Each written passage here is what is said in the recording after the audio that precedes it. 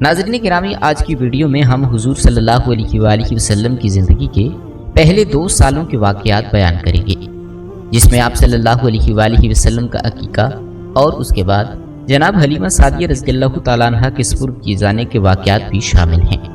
ولادت کے 7ویں دن جناب حضرت عبد المطلب اپنے پوتے محمد الرسول اللہ صلی اللہ علیہ وآلہ وسلم کا عقیقہ کرتے ہیں اور سارے مکہ والوں کو دعوت عقیقہ میں بلاتے ہیں۔ اس وقت کسی نے حضرت عبد المطلب سے سوال کیا کہ اس بچے کا نام کیا رکھا ہے۔ حضرت عبد المطلب اور حضرت آمنہ کو پہلے ہی پیغمبر خدا کی نام کی بشارت ہو چکی تھی، چنانچہ انہوں نے فرمایا کہ میں نے اس کا نام محمد رکھا ہے۔ سرزمین عرب پر آج تک کسی نے اپنے بچے کا نام محمد نہ رکھا تھا۔ اس کے لفظی معنی ہے وہ شخص جس کی تعریف کی جائے۔ مکہ والے حضرت عبد المطلب سے کہتے ہیں کہ یہ آپ نے کیسا نام رکھا ہے جو تاریخ میں پہلے کسی نے نہیں رکھا۔ حضرت عبد المطلب کہتے ہیں کہ میری تمنا یہی ہے کہ ساری دنیا اس بچے کی تعریف کرے، اس لیے میں نے اس کا نام محمد رکھا ہے۔ یہودی کاہن، جادوگر اور شیطانی نمائندے حضور اکرم صلی اللہ علیہ وآلہ وسلم کی پیدائش کی رات آنے والے واقعات دیکھ چکے تھے، اس لیے وہ اس پیدا ہونے والے بچے کے دشمن ہو گئے۔ وہ یہ سوچ رہے تھے کہ اگر یہ بچہ بڑا ہو گیا اور اس نے اعلان نبوت کر دیا تو ہمارے لیے یہ بہت بڑی تباہی لائے گا۔ ان حالات کے پیش نظر رب کریم کی مصلحت یہ تھی کہ پیغمبر اسلام صلی اللہ علیہ وآلہ وسلم کچھ عرصہ کے لیے مکہ کی سرزمین سے دور چلے جائیں، تاکہ ان کے دشمن ان کی تلاش میں یہاں تک آئیں تو یہاں سے ناکام ہو کر واپس چلے جائیں۔ ناظرین، رسول اللہ صلی اللہ علیہ وآلہ وسلم بڑی تیزی سے نشو و نما پا رہے تھے۔ روایات میں آتا ہے کہ پیغمبر اسلام صلی اللہ علیہ وآلہ وسلم 2 مہینے میں بیٹھنے لگے تھے، 9 مہینے میں آپ دوڑنے لگے تھے، 15 ماہ کی عمر میں آپ تیر اندازی کرنے لگے تھے، اور 30 ماہ یعنی 2.5 سال کی عمر میں رسول اللہ صلی اللہ علیہ وآلہ وسلم کشتی لڑتے تھے۔ اتنی تیزی سے ہونے والی نشو و نما ایک طرف تو اعجاز نبوت تھی اور دوسری طرف یہ مصلحت بھی پوشیدہ تھی کہ آنے والا تو تلاش کرے گا کہ پچھلے سال 12 ربیع الاول کو پیدا ہونے والا بچہ کہاں ہے۔ اس کے ذہن میں یہی ہوگا کہ 1 سال کا بچہ ہے، ابھی چلنے کے قابل ہوا ہوگا۔ چنانچہ اگر رسول اللہ صلی اللہ علیہ وآلہ وسلم پر اس کی نگاہ پڑے تو شاید وہ نظر انداز کر جائے، مگر دشمنوں کا ایک گروہ مسلسل حضور صلی اللہ علیہ وآلہ وسلم کی تلاش میں تھا۔ حضرت عبد المطلب جو دین ابراہیمی پر تھے اور اپنے والد جناب ہاشم سے ان کو کچھ راز نبوت بھی ملے تھے، ان میں یہ بھی تھا کہ اس بچے کے دشمن بہت زیادہ ہوں گے۔ اس مسئلے کی وجہ سے جناب حضرت عبد المطلب رسول اللہ صلی اللہ علیہ وآلہ وسلم کو مکہ سے کسی اور جگہ منتقل کرنا چاہتے تھے، خاص طور پر جب ان کو یہ پتہ چلا کہ اکثر یہودیوں کے گروہ آتے ہیں اور مکے کے حالات کا جائزہ لے کر چلے جاتے ہیں۔ ناظرین، یہودی مکہ میں بار بار کیوں آ رہے تھے؟ اس کے بارے میں آپ کو بتاتے چلیں کہ دراصل یہودی بہت عرصہ پہلے سے ہی رسول اللہ صلی اللہ علیہ وآلہ وسلم کی ولادت کو روکنے کی فکر میں تھے۔ عبد مناف پہ حملہ ہوا، جناب ہاشم پہ حملہ ہوا، جناب حضرت عبد المطلب اور ان کے بیٹے جناب عبداللہ پر حملہ ہوا، مسلسل یہ حملے ہوئے۔ روایات میں آتا ہے کہ جناب حضرت عبداللہ کی جوانی کا زمانہ آیا تھا تو یہودیوں کی ساری سازشوں کا مرکز یہ تھا کہ کسی طرح انہیں ختم کر دو تو ولادت رسول رک جائے گی۔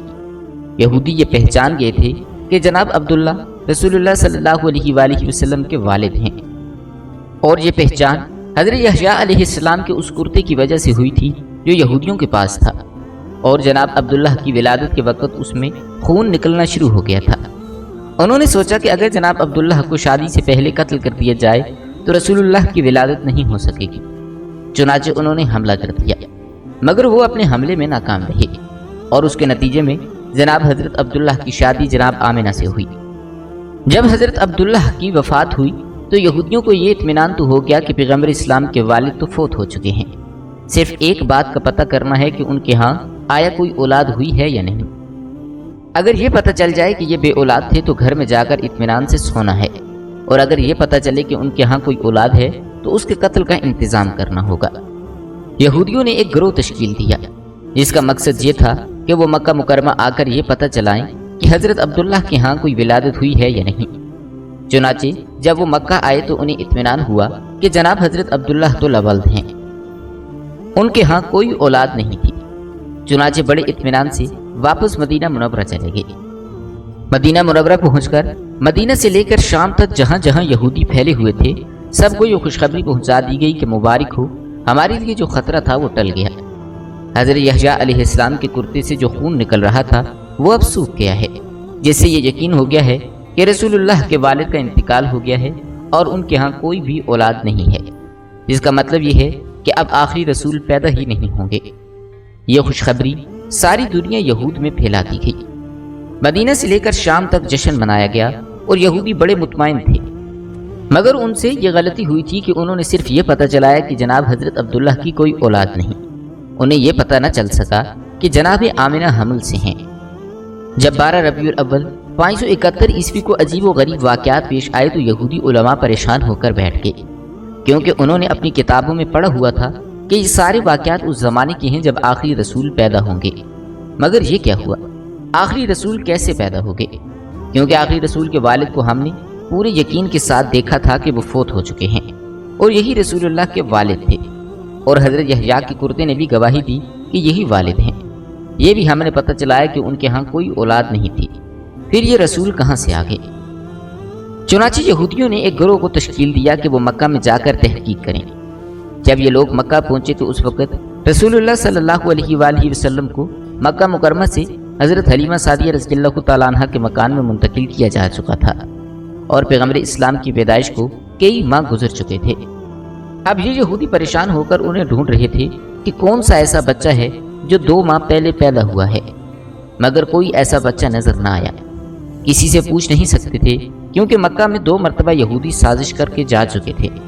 جناب عبداللہ پر بھی حملہ ہو چکا تھا جو انہوں نے کروایا تھا، اور ان کے بعد جناب آمنہ کے بارے میں بھی تحقیق ان لوگوں نے ہی کروائی تھی۔ چنانچہ اب مکہ والے ہوشیار ہو گئے تھے، خاص طور پر خاندان بنو ہاشم والے ان پر نظر رکھے ہوئے تھے۔ یہودیوں کا کوئی گروہ کسی سے سوال نہیں کر سکتا تھا۔ ناظرین، یہودیوں کی وہ تمام تر تحقیقات ناکام ہو گئیں، مگر جب رسول اللہ صلی اللہ علیہ وآلہ وسلم کی عمر مبارک 7 سال ہو گئی اور رسول اللہ صلی اللہ علیہ وآلہ وسلم مکہ مکرمہ مستقل طور پر آ گئے تو اس زمانے میں بھی یہودیوں کا ایک گروہ مکہ میں آیا ہوا تھا۔ اس کی نگاہ اس نوجوان پر پڑی تو یہ دیکھ کر چونک اٹھے کہ یہ نوجوان جو اپنے دادا اور چچا کے ساتھ چل رہا ہے، اس کے چلنے کا طریقہ، اس کی بات کا طریقہ بالکل وہی ہے جو ہماری کتابوں کے مطابق آخری رسول کا طریقہ کار ہے۔ اس کے سر پر بادل سایہ بھی کر رہے ہیں۔ یہ جب درخت کے پاس سے گزرتا ہے تو درخت سجدے کر رہے ہیں۔ یہ جس طرف جائے راستے میں کوئی رکاوٹ ہو تو رکاوٹ خود بخود ہٹنے لگتی ہے۔ یہ سب نشانیاں تو آخری رسول کی نشانیاں ہیں، لیکن اگر یہ آخری رسول ہے تو یہ تو 25 سال کا نوجوان نظر آ رہا ہے، جبکہ ہمارے علم اور ہماری کتابوں کے مطابق اس کو 7 سال کا نوجوان ہونا چاہیے۔ یہودیوں کے اس گروہ نے اپنے علماء سے مشورہ کیا تو انہوں نے کہا کہ خوب اچھی طرح دیکھ لو، یہی اگر آخری رسول ہیں تو اسے قتل کر دو۔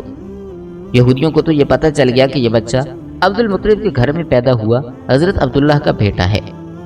چنانچہ یہودی اس دفعہ 100% یقین کرنا چاہتے تھے کہ یہی نوجوان اللہ کا سچا پیغمبر ہے۔ یہودیوں نے اپنی کتابوں میں پڑھا ہوا تھا اور ان کو اس بات کی معرفت بھی تھی کہ جو بھی اللہ کا رسول ہوگا، چاہے پہلا ہو یا آخری، لقمہ حرام اس کے حلق سے نیچے نہیں اترے گا، حلق سے تو کیا اس کے ہونٹوں کو بھی نہیں چھو سکتا۔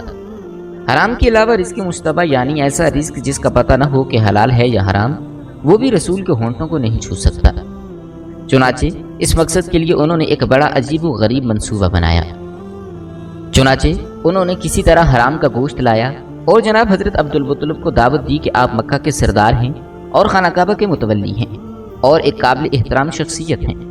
ہم باہر سے آئے ہوئے مہمان ہیں، ہمارا دل چاہتا ہے کہ آپ ہمارے ساتھ ایک وقت کا کھانا کھائیں۔ اسلام میں کسی کا تحفہ یا دعوت رد کرنے کی سخت ممانعت ہے۔ چنانچہ حضرت عبد المطلب نے دعوت قبول کر لی۔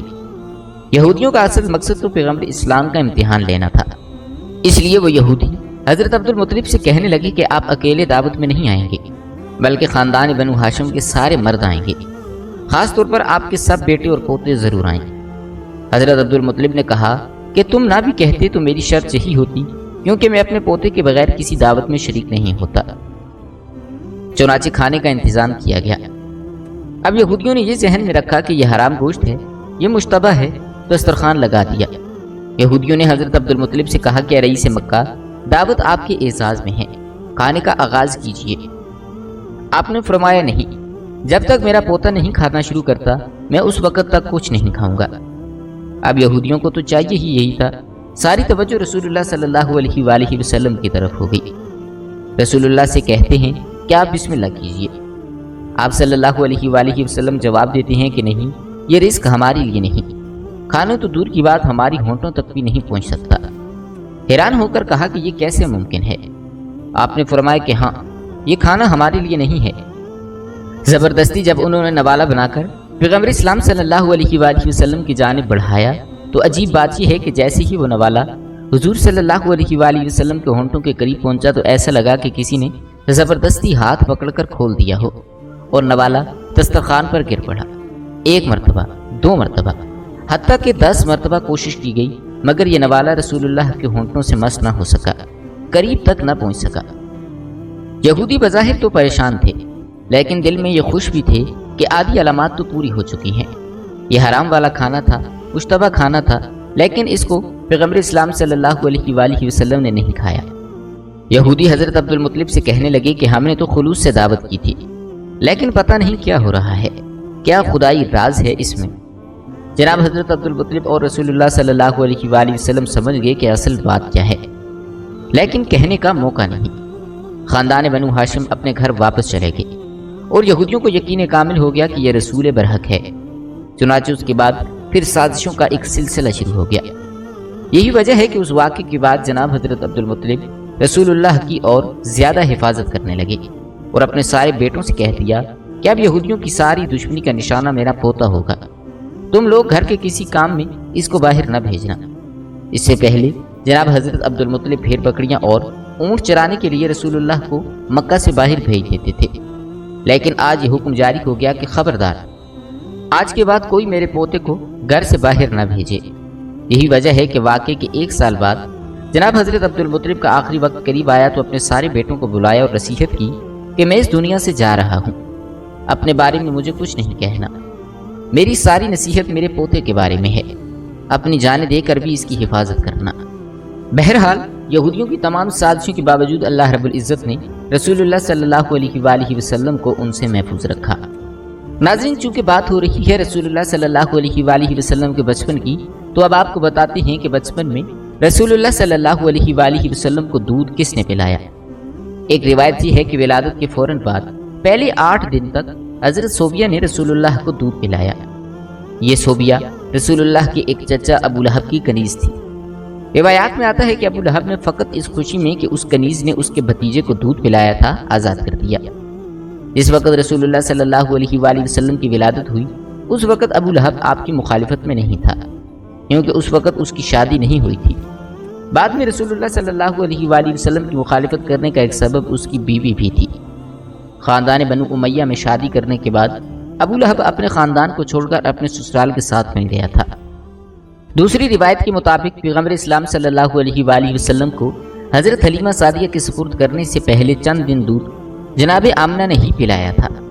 اس کے بعد رسول اللہ کو بی بی حلیمہ سعدیہ کے سپرد کر دیا گیا، جنہوں نے شرعی حکم کے مطابق 2 سال تک رسول اللہ صلی اللہ علیہ وآلہ وسلم کو دودھ پلایا۔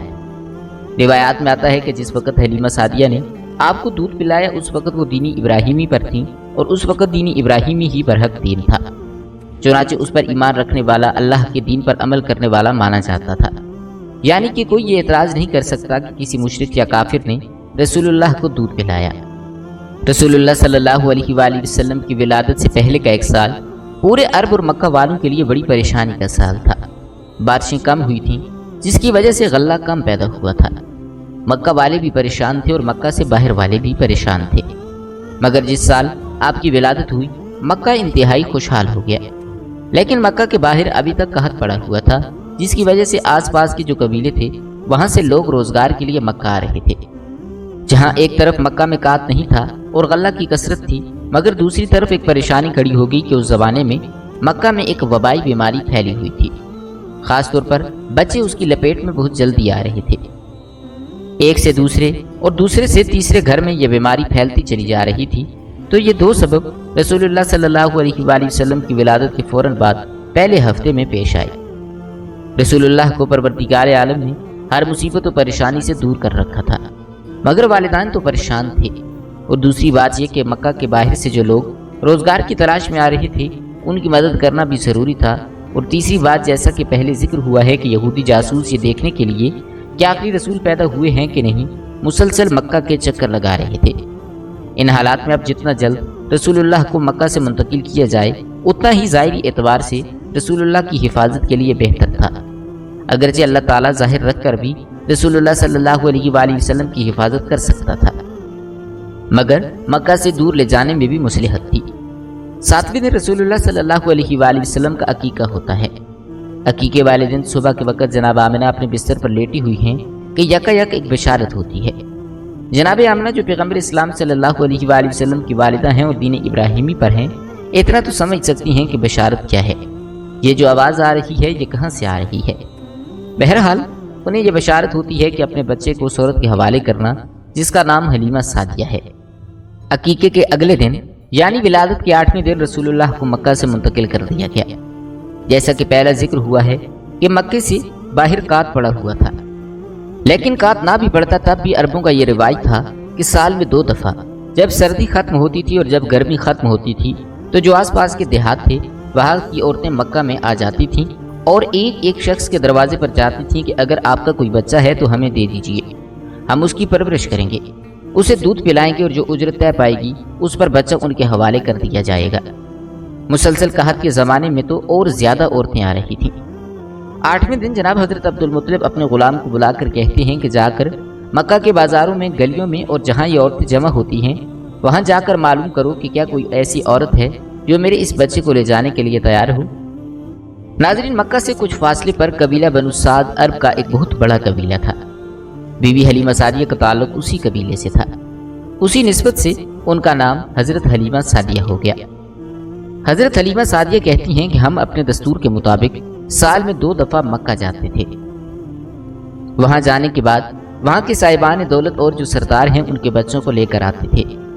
اس سال ہمیں جانے کی جلدی تھی کیونکہ ہمارے علاقے میں قحط شدید سے شدید ہوتا جا رہا تھا، جائیں گے تو کسی صاحب دولت کا کسی سردار کا بیٹا ملے گا تو ہماری پریشانی دور ہو جائے گی۔ چنانچہ ہمارا قافلہ نکلا، سارا قبیلہ ایک ساتھ چل رہا تھا، پورے قبیلے کا ایک ہی پیشہ تھا، مرد اور عورتیں ساتھ ساتھ جا رہی تھیں۔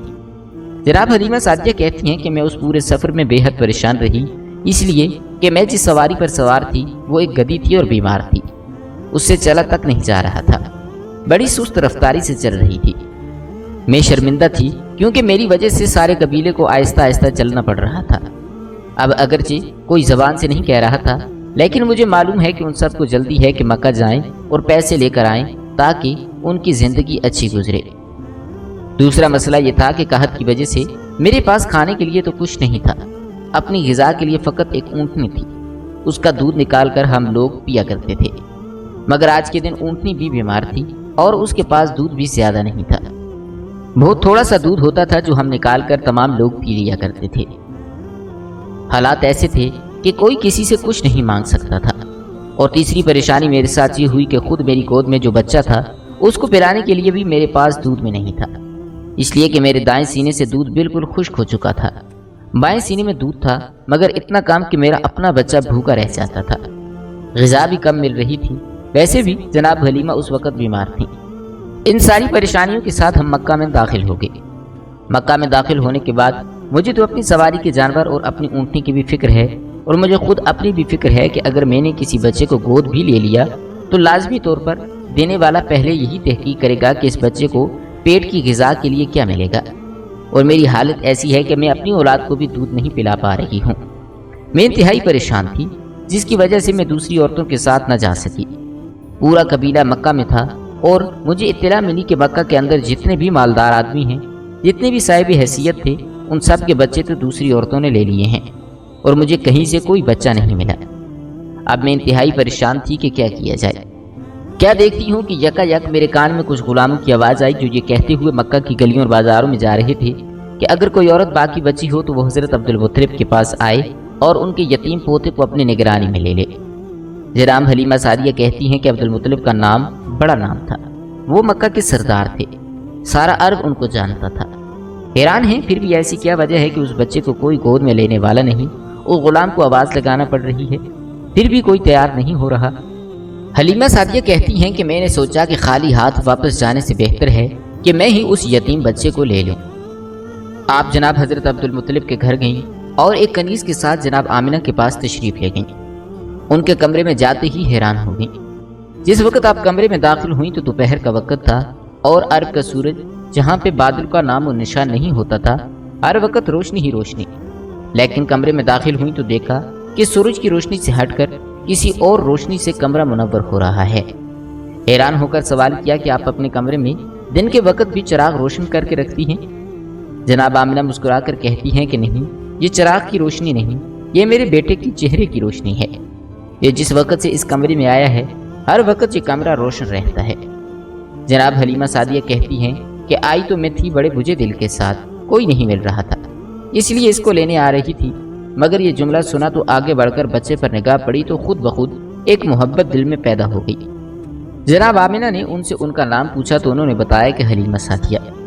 جناب آمنہ نے کہا کہ بے شک مجھے اسی کی تلاش تھی، اب یہ بچہ تمہارے سپرد ہے، اس کی حفاظت کرنا۔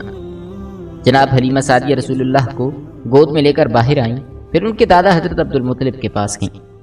رسول اللہ صلی اللہ علیہ وآلہ وسلم کے دادا نے کہا کہ اے حلیمہ، اسے لے کے تو جا رہی ہے، مگر ایک چیز ہم تمہیں بتا دیں کہ اس بچے کے دشمن بہت زیادہ ہیں۔ اگر تم اس بچے کے کسی عجیب و غریب واقعے کو دیکھو، کوئی نئی چیز تمہیں نظر آئے تو حیرت زدہ نہ ہونا اور نہ ہی کسی کو بتانا کہ تم نے کیا دیکھا ہے، ورنہ دشمن مسلسل پیچھے لگے رہیں گے۔ ابھی یہاں سے تو حفاظت سے پیغمبر اسلام صلی اللہ علیہ وآلہ وسلم چلے جائیں گے، مگر تمہارے قبیلے میں جانے کے بعد اگر یہ خبریں پھیلنے لگیں کہ اس بچے کی کیا برکتیں ہیں تو یہودیوں کے کان کھڑے ہو جائیں گے۔ تمام معاملات طے کرنے کے بعد حضرت حلیمہ سعدیہ رسول اللہ صلی اللہ علیہ وآلہ وسلم کو لے کر قافلے تک پہنچ گئیں۔ واپسی پر تمام لوگ یہ دیکھ کر حیران تھے کہ آتے وقت جو سواری چل بھی نہیں پا رہی تھی، جاتے وقت وہ اتنی تیز رفتاری کے ساتھ کیسے جا رہی ہے۔ جناب حلیمہ سعدیہ خود بھی یہ دیکھ کر حیران و پریشان تھیں کہ یہ تھوڑی سی دیر میں کیا معجزہ پیش آ گیا ہے۔ اور پھر جب دوپہر کے وقت کھانے کا وقت آیا تو یہ دیکھ کر حیران ہوں گی کہ میری اونٹنی، جس کے تھنوں میں اتنا دودھ نہیں تھا کہ ایک آدمی پیٹ بھر کے اسے پی سکے، اس میں اتنا زیادہ دودھ ہے کہ سارے قبیلے میں پیش کیا جا رہا ہے مگر ختم ہونے کا نام نہیں لے رہا۔ یہ کیا عجیب و غریب واقعات پیش آ رہے ہیں۔ مگر جناب عبدالمطلب کی نصیحت اب سمجھ میں آنے لگی کہ خبردار کوئی بھی عجیب و غریب واقعہ پیش آئے تو کسی کو نہ بتانا کہ تم نے کیا دیکھا ہے۔ راستے میں جو واقعات پیش آئی ان کو دیکھ کر حلیمہ سعدیہ رضی اللہ تعالیٰ عنہ کے دل میں آپ صلی اللہ علیہ وآلہ وسلم کی محبت اور زیادہ ہو گئی۔ پھر جو واقعہ پیش آیا اس کی وجہ سے جناب حلیمہ سعدیہ اس بچے سے اور زیادہ پیار کرنے لگیں۔ ماں ہونے کے ناطے جناب حلیمہ سعدیہ کے لیے ایک مشکل مرحلہ تھا، مگر اس مرحلے سے بہرحال گزرنا تو تھا کہ جناب حلیمہ سعدیہ کا ایک سینہ بالکل سوکھا ہوا تھا اور دوسرے میں اتنا کم دودھ کہ اپنا بچہ پیٹ بھر کر نہیں پی سکتا تھا۔ اب یہ بچہ تو اجرت پر لے کر آئی ہیں، اپنے بچے کو بھوکا رکھ کے یا جانوروں کا دودھ پلا کر گزارا کرنا تھا، مگر اس لائے جانے والے بچے کو اپنا دودھ پلانا تھا۔ یہ پریشانی تو ماں کے ذہن میں کسی نہ کسی طریقے سے آ رہی تھی۔ جب دودھ پلانے کا وقت آیا تو حلیمہ سعدیہ نے چاہا کہ اپنے بائیں سینے سے دودھ پلائیں، مگر بچے نے منہ پھیر لیا۔ آپ صلی اللہ علیہ وآلہ وسلم نے دائیں سینے کی جانب رخ کیا، کئی مرتبہ کوشش کی۔ جب یہ دیکھا کہ بچہ نہیں مان رہا تو ایک مرتبہ بچے کو مخاطب کیا جس طرح نہ سمجھ بچے سے آدمی گفتگو کرتا ہے۔ کہا کہ ٹھیک ہے، تم اپنی ضد پوری کر لو، لیکن تمہیں یہاں سے پیٹ بھرنے کے لیے کوئی چیز نہیں ملے گی۔ البتہ یہ دیکھ کر حیران ہوں گی کہ جیسے ہی اس بچے نے سیدھے سینے کو منہ میں لیا تو اس سے دودھ جاری ہو گیا، اور اتنی کثرت سے دودھ جاری ہوا کہ دوسرے سینے میں بھی حلیمہ سعدیہ کا جو اپنا بچہ آج تک بھوکا چلا آ رہا تھا اس کا بھی پیٹ بھر گیا۔ ناظرین، جب رسول اللہ صلی اللہ علیہ وآلہ وسلم حضرت حلیمہ سعدیہ کے گھر میں آئے تو اس وقت پورے قبیلے میں قحط تھا۔ جانور تو دور، انسانوں کی اپنی خوراک بھی مشکل سے پوری ہو رہی تھی۔